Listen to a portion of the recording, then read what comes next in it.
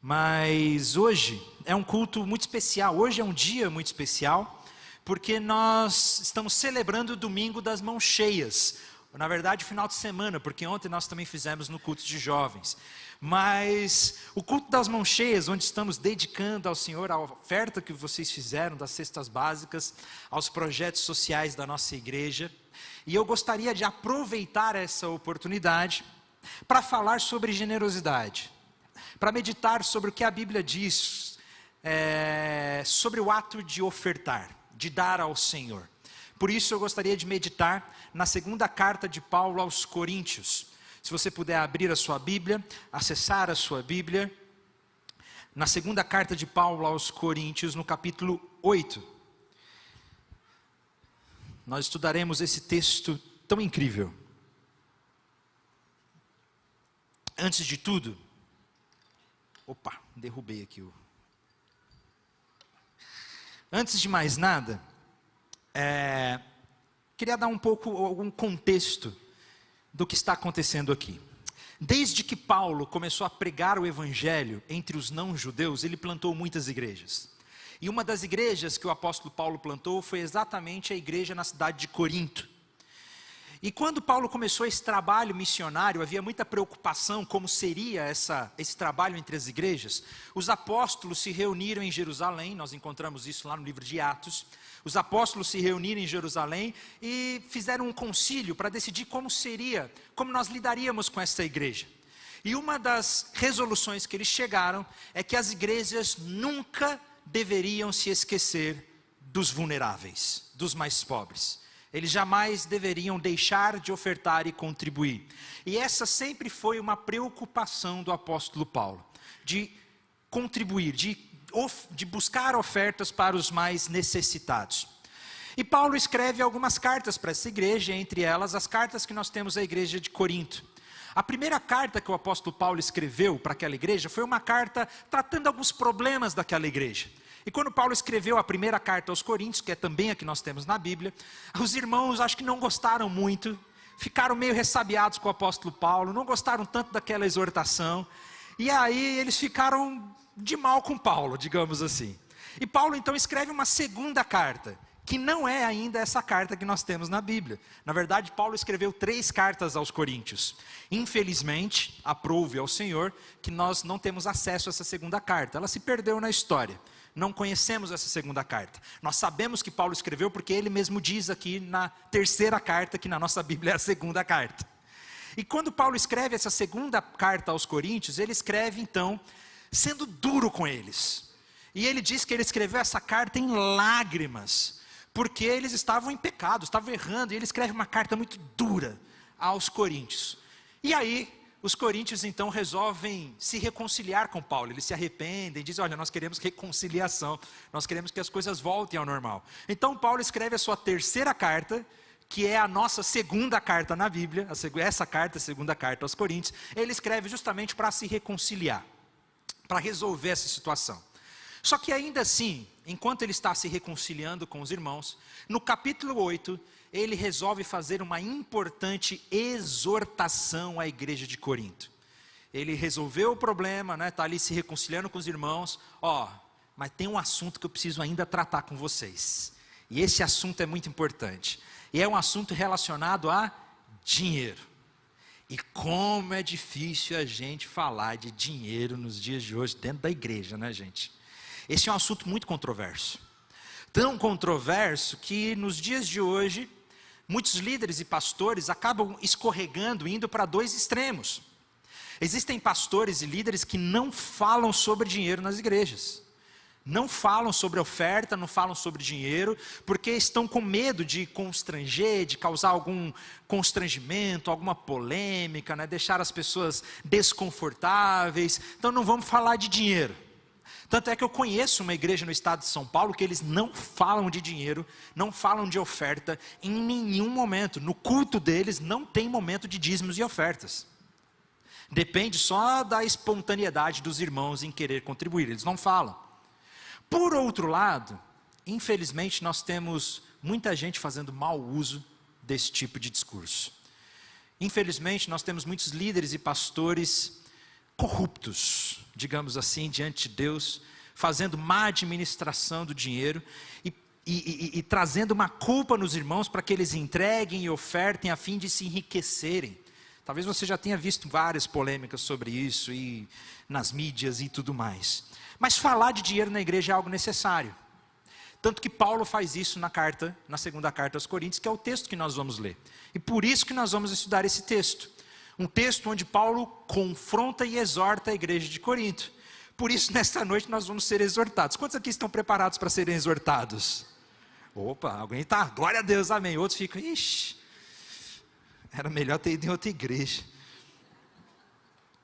Mas Paulo vai começar o seu texto então, a sua exortação no capítulo 8, no versículo 1. Em que ele diz assim: agora, irmãos, ou seja, depois de tudo que nós falamos, depois dessa reconciliação, agora tem algo que eu preciso falar para vocês. Agora, irmãos, queremos que saibam o que Deus, em sua graça, tem feito por meio das igrejas da Macedônia. É muito interessante que Paulo começa fazendo uso de um recurso retórico, de comparar as cidades, de comparar as regiões. E isso é interessante porque, naquele tempo, existia muita rivalidade moral entre as cidades e entre as regiões. Mais ou menos como a rivalidade que existe no futebol entre o Brasil e a Argentina, sabe? Fica essa rivalidade de quem é o melhor, se eles são melhores, se nós somos melhores. A gente sabe que a gente é, mas eles falam que a gente... Fica essa rivalidade. Agora imagine essa rivalidade não só em esporte, mas na vida moral. Existia uma grande rivalidade entre quem era moralmente superior. Nós somos melhores. E há relatos históricos de que tinha muita rivalidade entre a cidade de Corinto e a região da Macedônia, de quem era superior moral, E Paulo agora começa o seu argumento dizendo: olha, eu quero que vocês saibam o que Deus está fazendo lá na Macedônia. Esses irmãos da Macedônia, agora lá vem comparando a região da Macedônia com a igreja de Corinto. Mas é interessante, parece que Paulo quer mesmo que eles fiquem desconfortáveis com essa situação que está acontecendo. Mas é interessante que ele diz: olha, eu quero que vocês saibam o que Deus está fazendo na região da Macedônia. Interessante que o que estava acontecendo lá nas igrejas da Macedônia não era simplesmente um agir humano. Não era algo que os irmãos da Macedônia estão fazendo. Mas quem é que está fazendo? Deus. Eu quero que vocês saibam o que Deus está fazendo naquelas igrejas. A graça que Deus concedeu. E Paulo já começa o seu argumento dizendo: olha, generosidade, ofertar, é uma graça que vem de Deus. É uma graça dada por Deus. Não é simplesmente obra humana, não é simplesmente a nossa filantropia, mas é uma graça que vem do próprio Deus. E ele diz: olha, eu quero que vocês saibam o que está acontecendo lá. E sabe o que é que está acontecendo lá naquelas igrejas da Macedônia? Ele vai dizer que aquelas igrejas têm sido provadas com muitas aflições, mas em sua grande alegria e extrema pobreza transbordam em rica generosidade.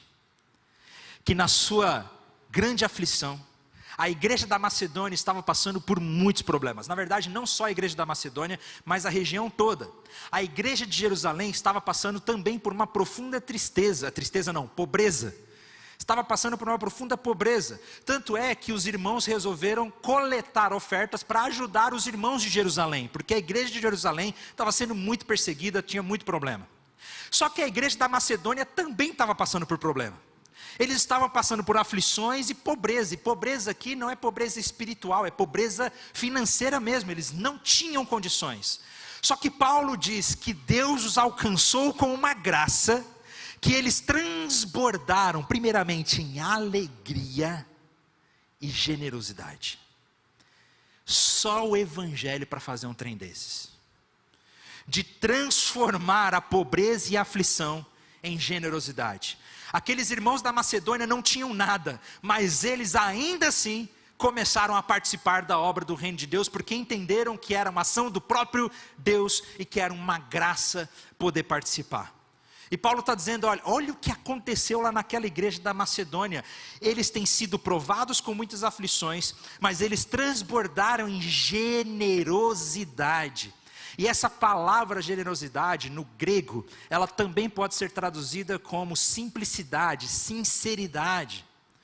Quer dizer que os irmãos da Macedônia não pegaram uma calculadora e ficaram fazendo conta. Será que vai dar? Será que vai faltar? Quanto é que a gente tem? Eles simplesmente entenderam que era uma graça participar. Ofertar para os irmãos que estavam necessitados. E Paulo ainda vai continuar dizendo, agora no versículo 3. Porque eu posso testemunhar que eles deram não apenas o que podiam, mas muito além disso, e o fizeram por iniciativa própria. Não tinha ninguém na cabeça deles dizendo, oferta, vocês têm que fazer, não, foi iniciativa própria, foi voluntário, eles mesmos tiveram iniciativa de contribuir muito além do que eles podiam. Eles fizeram por iniciativa própria, e aqui está a parte mais interessante de todas, mais incrível de todas. Eles nos suplicaram repetidamente. Repetidamente quer dizer que não foi uma vez só, né? Eles nos suplicaram repetidamente o privilégio de participar da oferta ao povo santo. Fizeram até mais do que esperávamos. Gente, que coisa incrível. Aquela igreja não tinha nada. Eles estavam passando por profunda provação e por profunda pobreza. Mas Paulo diz que eles receberam uma graça. Eles receberam um amor. Eles foram inundados por Deus de tal forma que eles insistiram e suplicaram para participar. Eu imagino que os líderes daquela igreja devem ter falado para eles, olha, a gente entende a situação que as igrejas da Macedônia estão passando, a gente sabe que a gente está com muita dificuldade financeira, então olha, vamos fazer o que for possível, né? Vamos tentar ajudar de alguma maneira. Só que os irmãos da Macedônia falaram, não, que isso? Nós precisamos participar. Eles suplicaram, eles insistiram para participar. Gente, eu já conversei com algumas pessoas que vieram discutir sobre dízimo e oferta, sempre tem, né? Porque na Bíblia, porque no Novo Testamento não tem dízimo, porque não é lei, porque não é mandamento, e papapá. Sempre alguém quer discutir e argumentar sobre generosidade, sobre ofertar. Só que é interessante que essas pessoas que discutem, querem argumentar, nunca é para ofertar mais, né? É sempre para ofertar menos, é querendo encontrar alguma desculpa para ofertar menos. Só que olha o que aconteceu nas igrejas da Macedônia. Eles insistiram, eles dialogaram, eles suplicaram para ofertar mais. Nós queremos participar mais, nós queremos dar mais do que nós temos, porque entendemos que isso é uma graça que Deus nos deu. Interessante que a igreja da Macedônia insistiu e suplicou para participar da oferta. Mas agora Paulo, ele está insistindo e suplicando para que a igreja de Corinto participe. Olha a inversão, né? Enquanto uma igreja insiste em participar, a outra igreja tem o líder insistindo, gente, vamos participar, por favor. Meus irmãos, e agora eu quero exortar a igreja com muito amor. Nos últimos meses a gente tem mostrado gráficos aqui nos últimos domingos, mostrando o orçamento da igreja, falando, gente, falta tanto para a gente fechar o orçamento da igreja, vamos ofertar, vamos participar. Os pastores da nossa igreja estão suplicando para que os irmãos façam parte da obra de Deus, enquanto Paulo está dizendo que a igreja que realmente entendeu essa graça, é ela que suplica pela necessidade de participar. A situação deveria ser o oposto. E eu oro para que a graça de Deus nos inunde de tal forma que nós sejamos os primeiros a dizer, é isso, eu quero participar dessa obra. Porque isso é uma graça, isso é um privilégio, participar dessa obra ao Senhor. E é interessante que essas cartas de Paulo eram lidas em público, né? As cartas nessa época, quando eram enviadas para alguma igreja, eles liam a carta em público. E eu fico imaginando quando os irmãos de Corinto estavam ouvindo essas exortações de Paulo, e eles devem ter ficado, né, desconfortáveis. Primeiro porque Macedônia era melhor que eles, tipo assim, né? Estavam se mostrando serem superiores a eles, e eles estavam assim, eu imagino como que deve ter ficado desconfortável. E quando os irmãos da Macedônia ouviram da necessidade que existia, eles foram primeiros a dizer, é isso, conta comigo, conta com a a gente, nós queremos fazer parte desse privilégio e insistir em participar com muito mais do que eles podiam. Esse é um milagre que acontece com o Evangelho. Que quando nós passamos por necessidade, mas temos a alegria do Evangelho, se transforma em riqueza, em entregar tudo, em fazer ofertas sacrificiais ao Senhor, como o próprio Jesus usou o modelo daquela viúva que entregou tudo o que tinha. Só que aí Paulo fala o porquê que os irmãos da Macedônia ofertavam desse jeito. E não é simplesmente porque eles tinham um coração muito bom, não é simplesmente porque eles ficaram com dó dos irmãos de Jerusalém. Não, Paulo vai dizer o que é que realmente está acontecendo aqui. Preste atenção no texto. Eles fizeram mais do que esperávamos, pois seu primeiro passo foi entregar-se ao Senhor e a nós, como era desejo de Deus. Os irmãos da Macedônia, eles foram tão generosos em contribuir, porque antes de tudo, eles se entregaram primeiramente ao Senhor completamente. E aí nós descobrimos, meus irmãos, que esse texto não tem a ver com dinheiro tão somente. Esse texto não é sobre dinheiro, esse texto é sobre se entregar a Jesus completamente.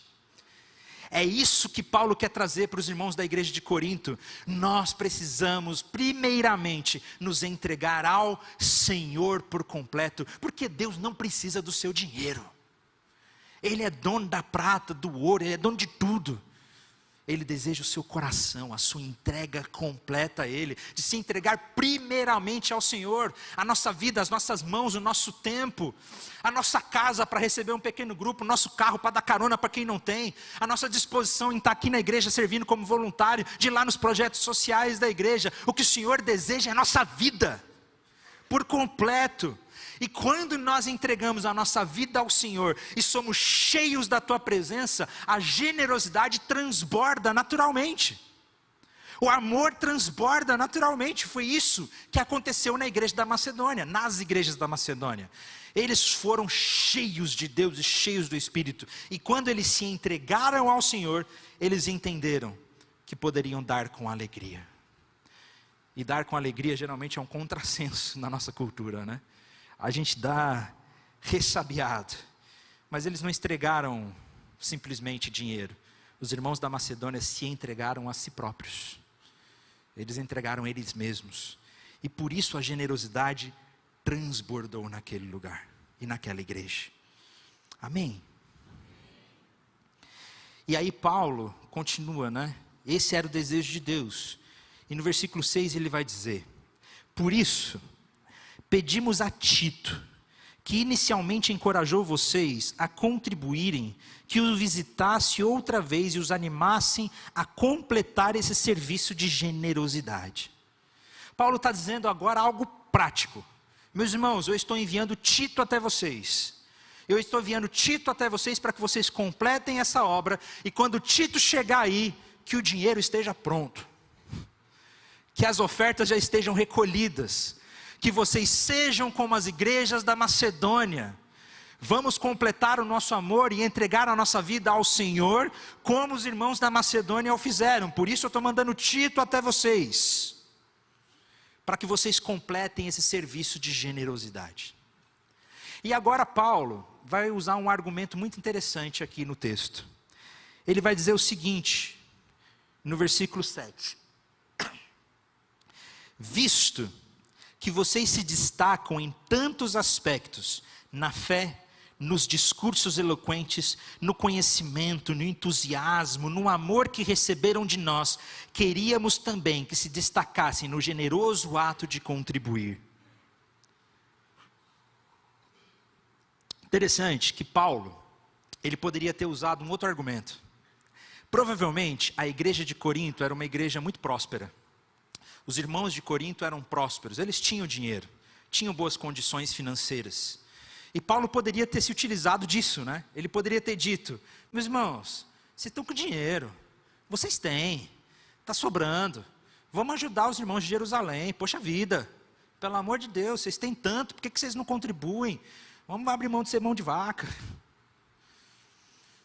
Na verdade, eu ouvi um pastor dizendo uma vez que se você não consegue contribuir, se você não consegue ofertar, na verdade você não tem dinheiro, é o dinheiro que te tem. Ele virou o seu dono, o seu Deus, o seu ídolo. Você tem confiado nele e não no Senhor. Eu me lembro que eu estava conversando com um casal de amigos há um tempo atrás, e eles, muito honestamente, e Deus tem os abençoado, e eles falaram: olha, mas até hoje, a gente ainda não conseguiu organizar nossa vida financeira para poder ofertar na igreja regularmente, né, todo mês, contribuir com os nossos dízimos. A gente ainda não conseguiu regular nossa vida para fazer isso. E a minha pergunta é: meu irmão, então você confia em quem? Você confia no seu dinheiro, você confia em si mesmo, você não confia no Senhor que nos dá, que nos sustenta. E Paulo, ele poderia se utilizar desse discurso de que vocês têm dinheiro, vocês têm condições, mas não. Paulo, ele vai elogiar a igreja de Corinto. E ele diz: meus irmãos, vocês têm uma fé maravilhosa. Olha a fé que essa igreja tem. Vocês têm entusiasmo. Imagina o culto daquela igreja como deveria ser incrível, alegre. A fé que eles tinham, quantas curas deviam acontecer, as pessoas se convertendo. Vocês têm conhecimento, vocês têm disposição. Vocês são uma igreja tão abençoada, vocês são uma igreja tão linda, tão incrível nos dons que vocês receberam. Então, sejam assim também no ato de contribuir. O que Paulo está dizendo, na verdade, é que não faz sentido. Ele está mostrando a incoerência da igreja. É incabível, não faz sentido uma igreja ser cheia de fé, de entusiasmo, de alegria, de amor, de conhecimento da palavra, de inteligência, mas não ser uma igreja generosa. Não faz sentido, porque a fonte da nossa generosidade é o próprio Senhor. E Paulo diz: se vocês são tão bons nesses dons que vocês receberam, sejam também no ato de contribuir, porque é incoerente nós sermos abençoados em outras esferas, mas nós não sermos generosos. Não faz sentido. Por isso, já que vocês se destacam em tantos aspectos, se destaquem também no generoso ato, no ato de ser generoso. E Paulo vai continuar o seu argumento dizendo: meus irmãos, eu não estou ordenando que o façam. Versículo 8. Eu não estou ordenando que o façam, mas sim testando a sinceridade do seu amor, ao compará-los com a dedicação de outros. Está dizendo: eu realmente estou comparando vocês com os irmãos da Macedônia. Eu não estou ordenando, eu não estou falando aqui no sentido de ordem, de mandamento. Eu não quero que vocês se sintam culpados. O meu desejo nessa noite não é que vocês saiam entregando o dízimo e oferta de vocês, se sentindo culpado ou constrangido, com algum remorso, né? Ou tenha medo: meu Deus, se eu não entregar o meu dízimo, o devorador vai vir e vai tirar o dinheiro da farmácia. Já viu algo nesse sentido? Que eu vou estar roubando de Deus, e coloca um medo no coração das pessoas, uma culpa no coração das pessoas. E Paulo está dizendo: essa não é a questão. A questão é se vocês amam, se vocês possuem amor. O meu desejo é que vocês sejam cheios do amor de Deus, para que esse amor transborde em generosidade. Porque no final das contas, não é sobre dinheiro, é sobre se entregar completamente ao Senhor. E eu não tenho dúvida que se nós nos entregamos completamente ao Senhor, nós passaremos a amar, e com o amor nós vamos contribuir. Que não faz sentido amar e não contribuir, isso não é amor. A questão é se o amor de vocês é sincero. Então eu não estou mandando, ordenando, mas eu quero saber se o amor de vocês é verdadeiro. E agora Paulo, ele vai tirar a sua principal arma nesse argumento. E o versículo 9, que nós vamos ler agora, é o centro de todos esses primeiros, na verdade todo capítulo 8, capítulo 9 da segunda carta. Esse versículo é o versículo central. É a principal arma do apóstolo Paulo. Ele vai dizer: sabe por que eu estou falando isso, meus irmãos? Porque vocês conhecem a graça do nosso Senhor Jesus Cristo. Vocês conhecem a graça do nosso Senhor Jesus Cristo, que embora fosse rico, por amor a vocês, Ele se fez pobre, para que por meio da pobreza deles, vocês se tornassem ricos. Paulo diz: vocês conhecem o que Jesus fez por você, a graça que você recebeu, que você não tinha nada, Você estava morto em seus delitos e pecados, separados da glória de Deus. Mas Deus tanto te amou, que Ele se esvaziou de sua glória. O Criador de todo o universo, o Senhor de toda a terra, Ele se esvaziou e veio como homem, homem pobre, que nasceu numa manjedoura e viveu uma vida simples. Ele se tornou pobre por amor a você, para que por meio da obra dele na cruz, nós nos tornássemos ricos. Ricos porque encontramos salvação, transformação, reconciliação. Nossa vida foi transformada por Jesus. Então Paulo não está simplesmente usando Jesus como um exemplo a ser seguido. Ele está dizendo que o sacrifício de Jesus é a fonte de toda generosidade. Porque se Ele se tornou pobre por nós, nós também podemos nos empobrecer para ajudar os outros. E esse é um argumento difícil de ouvir. E é literalmente isso que Paulo está dizendo aqui para os irmãos de Corinto. Ele está dizendo, meus irmãos, se Jesus se tornou pobre por sua causa, você pode se tornar mais pobre por causa dos outros. E é isso que nós cremos no Evangelho. Quando nós nos encontramos com essa graça maravilhosa de Deus, nós entendemos que é uma graça, é um privilégio, reduzir o nosso padrão de vida, para que outras pessoas sejam abençoadas. E eu sei que esse tipo de argumento causa coceira nos nossos ouvidos, porque nós amamos o nosso dinheiro. Nós amamos o que nós temos. O próprio apóstolo Paulo disse que chegaria o dia em que as pessoas teriam coceira nos ouvidos ao ouvir a palavra do Senhor, e elas iriam atrás de pastores que falavam coisa que elas gostavam, que elas gostem. É difícil ouvir esse tipo de coisa, mas é exatamente isso que Paulo está dizendo aqui, o que nós cremos. Meus irmãos, quando nós decidimos entregar ao Senhor 10% da nossa renda como dízimo, por exemplo, nós estamos justamente baixando o nosso padrão de vida em 10%, para que outras pessoas sejam abençoadas, porque Ele tem nos abençoado. E Paulo está dizendo que na verdade os irmãos da Macedônia fizeram muito mais do que eles esperavam. Eles entregaram muito mais do que eles imaginavam, porque se Jesus se fez pobre por nós, nós também devemos nos fazer pobres pelos outros. E aí Paulo vai dizer então no versículo 10, então meu conselho é interessante que Paulo está exortando a igreja, mas ainda assim ele é gentil, né? Ele não ordena, ele não diz, olha, eu mando vocês, ele diz, olha, meu conselho é esse, eu aconselho fortemente a vocês, este é o meu conselho, seria bom que terminasse o que começaram há 1 ano, quando foram os primeiros a querer contribuir e a efetivamente fazê-los. Olha que interessante que a gente descobre, nós descobrimos aqui que 1 ano antes, os irmãos de Corinto já tinham recebido a notícia de que os irmãos de Jerusalém precisavam de ajuda.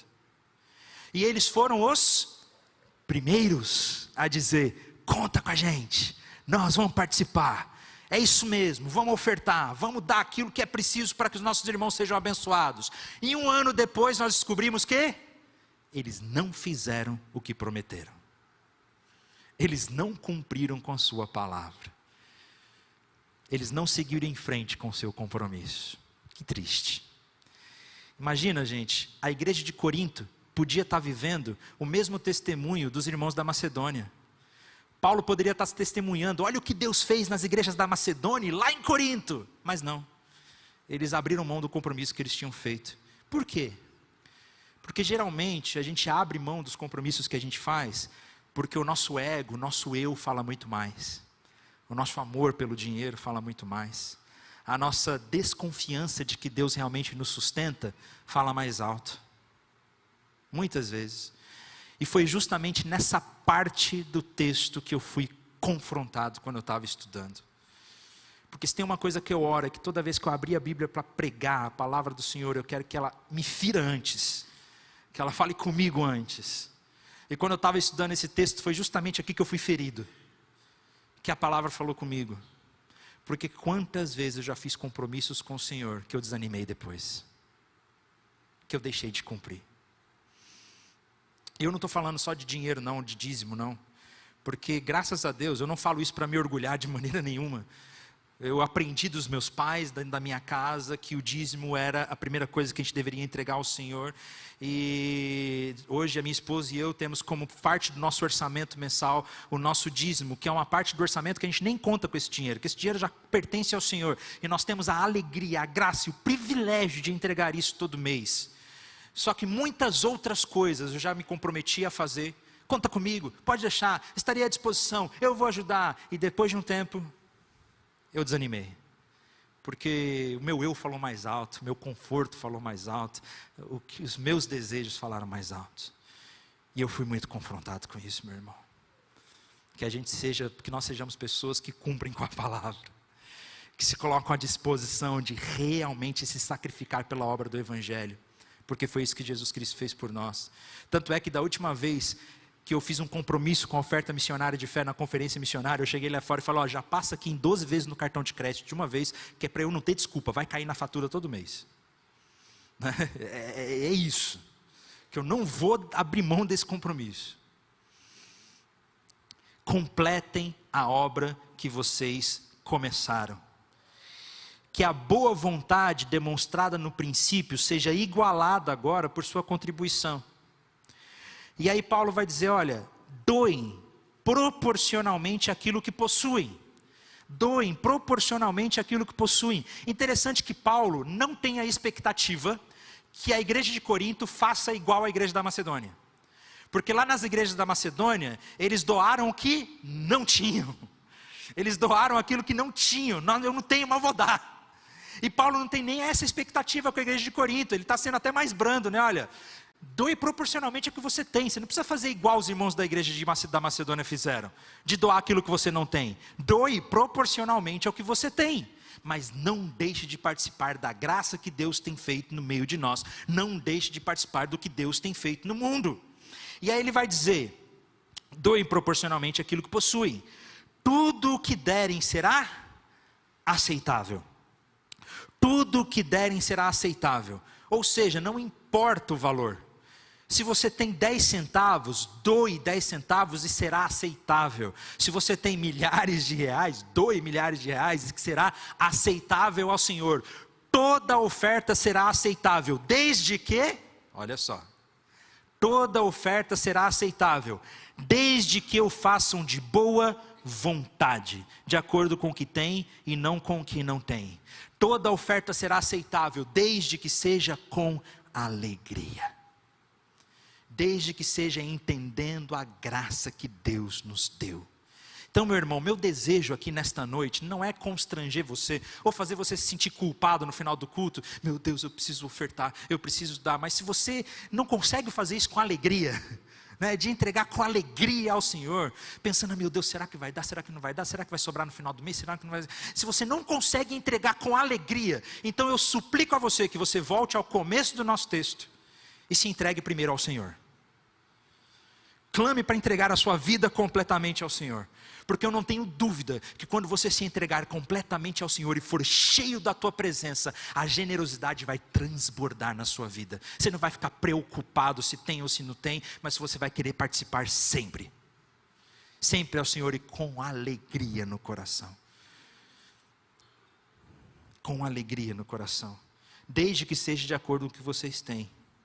Não que sua contribuição deva facilitar a vida dos outros e dificultar a de vocês. E Paulo aqui provavelmente ele está antevendo algum contra-argumento que viria da igreja de Corinto. Ele conhece aquela igreja. Paulo faz muito isso nas suas cartas, ele antevê as questões que a igreja faria e já responde uma vez, né? Na carta aos Romanos ele faz muito isso. Olha, eu imagino que vocês vão perguntar tal coisa, então já deixa eu responder de uma vez. Então Paulo aqui está imaginando, eu imagino que vocês vão questionar dizendo, quer dizer então que a gente vai ficar aqui passando necessidade, passando fome, vamos deixar de ter para que os outros irmãos tenham? E Paulo está dizendo, não é isso, meus irmãos, vocês não entenderam nada. Não é para que vocês sintam dificuldade. O que eu quero dizer é apenas que deve haver igualdade. Não é que você não vai se preocupar com a sua família, com a sua segurança, com o que você tem que comer em casa, com o seu conforto, não é isso. Mas é que se você tem, e o irmão que está do seu lado não tem, então aí tem um problema. O próprio Tiago fala em sua carta também, que se você ama a Deus mas você não consegue honrar o irmão que está do seu lado, contribuindo com quem precisa, então o seu amor é vazio. A fé sem obras é morta, nesse sentido que ele está dizendo. Não que a nossa salvação vem pelas obras, mas que se você diz amar a Deus, mas não contribui, então você não tem fé na verdade. Porque sem obras ela é morta. No momento, vocês têm fartura e podem ajudar os que passam por necessidades. Em outra ocasião, eles terão fartura e poderão compartilhar com vocês quando for necessário. Assim haverá igualdade. Paulo diz, olha, pode ser que a situação no futuro se inverta. A roda pode girar. Pode ser que no futuro sejam vocês que estejam passando por necessidade e eles tenham. E eles ajudarão vocês. O que nós precisamos é saber que não deve ter gente passando fome no nosso meio. Na verdade, tem profeta no Antigo Testamento que diz o seguinte, que Deus, por meio do profeta, diz, olha, eu não aguento mais o culto de vocês. Eu não suporto mais o culto de vocês. Porque enquanto vocês estão cantando aí, eu estou ouvindo o grito dos oprimidos lá fora. Então não faz sentido vocês serem uma igreja tão apaixonante, mas não serem generosos em ajudar aqueles que estão passando por necessidade. E Paulo agora ele vai usar um texto lá do Antigo Testamento, como um argumento muito interessante, que é um texto do Antigo Testamento que fala da época que Deus derramou o maná, o pão do céu, quando os israelitas estavam no deserto. E ele diz, olha, porque como dizem as Escrituras, para aqueles que muito recolheram, nada sobrou. E para aqueles que pouco recolheram, nada faltou. Paulo está dizendo o seguinte, olha, porque para aqueles que muito tentaram recolher, aqueles que quiseram guardar, aqueles que quiseram prosperar, aqueles que quiseram reter, aqueles que quiseram apenas guardar para si, nada sobrou. Mas aqueles que pouco recolheram, ou seja, aqueles que pouco foram gananciosos, nunca faltou. E meu irmão, eu creio na palavra de Deus, você crê? Eu creio nas Escrituras. E eu digo para você, eu não tenho dúvida que se você entender que ser generoso é uma graça que Deus nos deu, de entregar com alegria, eu não tenho dúvida, nunca vai faltar. Não vai faltar. O nosso Senhor nos sustenta, o nosso Senhor nos guarda, e quanto mais nós somos generosos, mais Ele abençoa. E Ele não abençoa para que a gente seja rico, Ele abençoa para que a gente seja mais generoso ainda. Eu não acredito nesse discurso que se você der o seu dinheiro, se você ofertar, Deus vai te enriquecer e você simplesmente vai ser próspero. Teologia da prosperidade. Está amarrado, isso é diabólico, esse tipo de teologia da prosperidade. Mas eu não tenho dúvida que se você tem o hábito de contribuir, Deus vai te dar mais para que você continue contribuindo. Não é para que você se enriqueça, mas é para que você continue abençoando. Para que você continue sendo generoso. A grande questão é a que Paulo diz, nós precisamos primeiramente nos entregar ao Senhor. Quem é o Senhor da sua vida? E Jesus, Ele faz esse questionamento. Você não pode servir a dois senhores. Você não pode servir a Deus e a Mamon, dinheiro. Porque meu irmão, se você não consegue ofertar, o dinheiro te possui. Ele se tornou Mamon na sua vida, ele se tornou Deus, ele se tornou um ídolo, que você depende dele. Mas a questão é, quem é o nosso Senhor? E se o nosso Senhor é o Senhor Deus, se nós nos entregamos completamente a Ele, nós descobrimos que o que nós precisamos é realmente dEle. Eu me lembro quando eu cheguei em Campo Grande, há 11 anos, faz tempo, hein? Passa rápido. Cheguei em Campo Grande, eu era um adolescente, saindo da adolescência, começando minha juventude, sonhando em fazer o seminário, né? Em servir ao Senhor. Nunca imaginei que eu ficaria aqui, que eu seria pastor dessa igreja, nessa igreja, né? E eu lembro quando eu cheguei em Campo Grande, eu trouxe uma pequena reserva financeira, não é muita coisa não, bem pouquinho, mas era uma pequena reserva financeira, que era o suficiente assim para uns 2, 3 meses aqui em Campo Grande, até que eu conseguisse um trabalho, um emprego, e conseguisse me sustentar e pagar o seminário e tal, então um dinheirinho, para poder, né, passar esses 2, 3 meses. E quando eu cheguei em Campo Grande, a primeira vez que eu vim em culto aqui na igreja, eu lembro que eu estava sentado aqui nessa região, e o Espírito Santo me constrangeu de tamanha forma a ofertar tudo que eu tinha. Eu lutei com Deus naquele momento um pouquinho, mas Senhor, é tudo que eu tenho. Só que eu entendi que isso era um privilégio, era uma graça, que eu podia fazer com alegria. Eu lembro que eu me levantei, eu peguei e dei todo o dinheiro que eu tinha. Pouquinha coisa, mas para um adolescente, né, um jovem, eu entreguei todo o meu dinheiro que eu tinha. E eu fiquei tão feliz, eu fiquei tão alegre, gente, quando a gente entende que isso é uma graça, é algo tão assim, sobrenatural, eu fiquei tão feliz. Eu não tinha mais nada, eu fiquei tão feliz. E eu não tenho nenhum testemunho incrível sobre isso, não. Eu não tenho um testemunho incrível de que Deus depositou na minha conta tanto, que depois apareceu dinheiro, e veio alguém e me deu mais dinheiro. Não, eu fiquei sem dinheiro mesmo.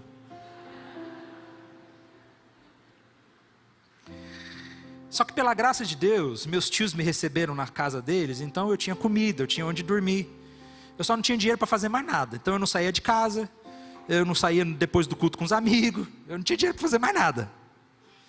Só que depois daquele tempo eu descobri que eu conseguia viver sem aquele dinheiro, que eu não precisava dele, que eu podia contribuir, que ele não era um Deus na minha vida.